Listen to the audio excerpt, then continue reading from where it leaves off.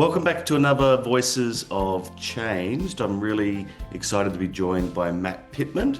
Matt's a dynamic leader, educator, and author, and is currently serving the role as a head of school. Matt, welcome. Thank you. Really excited to be here. I really appreciate the invitation. No, it's awesome, Matt. Let's dive right in. What motivates you? What gets you going about being a leader in the educational space? I think it's the thing with being in a school and being in leadership is the opportunity to lead a community, not a team. And I think that's, as you work your way through leadership positions, it naturally expands and it becomes bigger and greater and there's more responsibility. And I think the end goal is to have as much impact on a community of people as you can. And I think that's one of the things that's really valuable about working in a school is you impact parents and you impact students and other staff members, and you can bring a lot of positivity from within the school to everything that happens outside the school. And I think, leadership can take on many different forms, but within a school, it's always about that kind of servant leadership, that part of you that you're handing off to someone else, and it's about impact and making sure that there's growth and positivity. And I think you only get that in schools, and obviously the opportunity to influence not just the young people but educators, and especially when people are doing it quite tough in education at the moment, to stand up and be looked to and trusted. They're things that really kind of get me up in the morning and through the gate, because it's not an easy job. It's certainly getting harder, but there's so much good that you can do with sometimes really small decisions, and that's the value, I think, of leadership within a school. Matt, you started to allude to some of the challenges we face in our schools and as leaders. Can you give me anything more specific around something you faced and maybe how you dealt with it or how you overcame the challenge? Yeah, absolutely. I think it's one of the biggest challenges on the student side is attendance and refusal at the moment. And it's working with, again, looking past the student to the family and working with the family to build some knowledge and some skills and some understanding. It's one of the things that's necessary with school refusal is that there's hundreds of potential reasons why this student cannot or does not want to attend the school and engage in their learning. And it's about, well, how can I work with a family to help support this young person? And I think that's always been my approach, and certainly with some of the students we have this year, it's about building that partnership between a parent and a school, which is not something that naturally forms, or there's all the stigma, and a lot of parents had an interesting experience at school themselves, and so everything's carried into that. And I think then that impacts the student. And we're working with teenagers, so I'm in a secondary school, and so they're not always equipped to be able to manage the situation.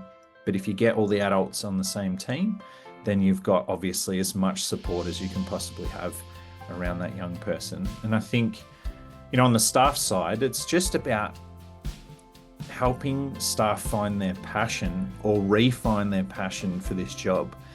It's because of the pressures of policy and procedure and the paperwork and all of those things. It's becoming something that is burying really great staff.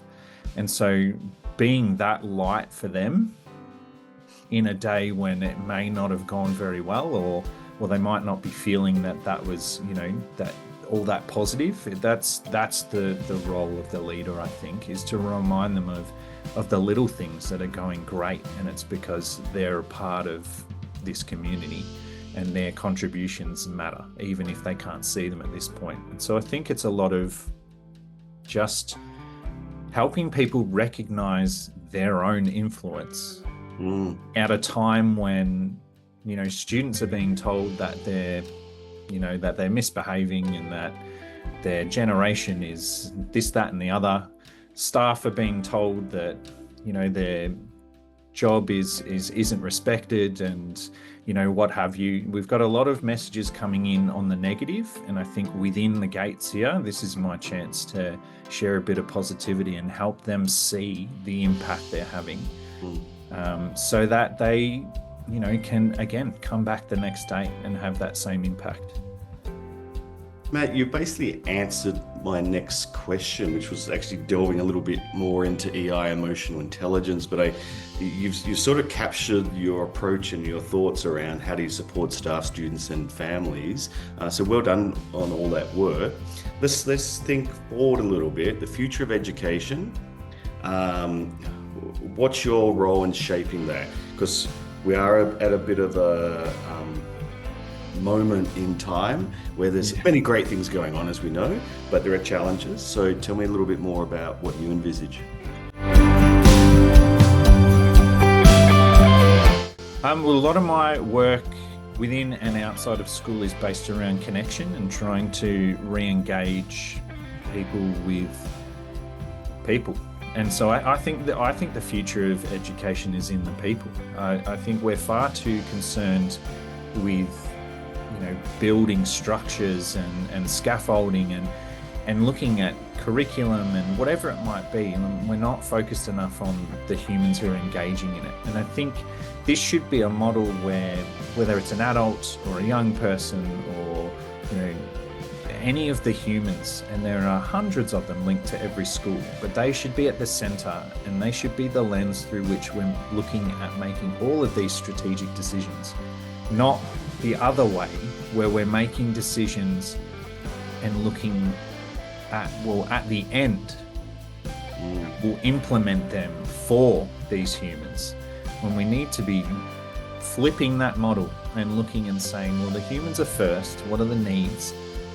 Because we can't predict what the future will look like. We're constantly changing curriculum and changing policy and the way we lead to try and account for a future that we can't possibly predict. But we can look at, well, who's in our community now? Staff, students, parents, otherwise. What do they need? And how can we pass on some skills and some knowledge and a passion for learning that then, no matter what happens, will account for that future that we can't predict? Matt, very wise words.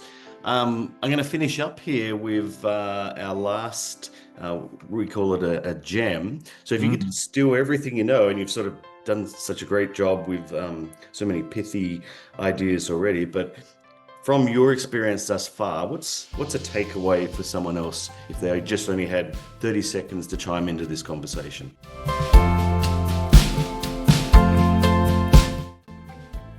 I think we need to create more time, not to answer questions, but to ask questions. And I think that is how learning is stimulated. That's how curiosity is built.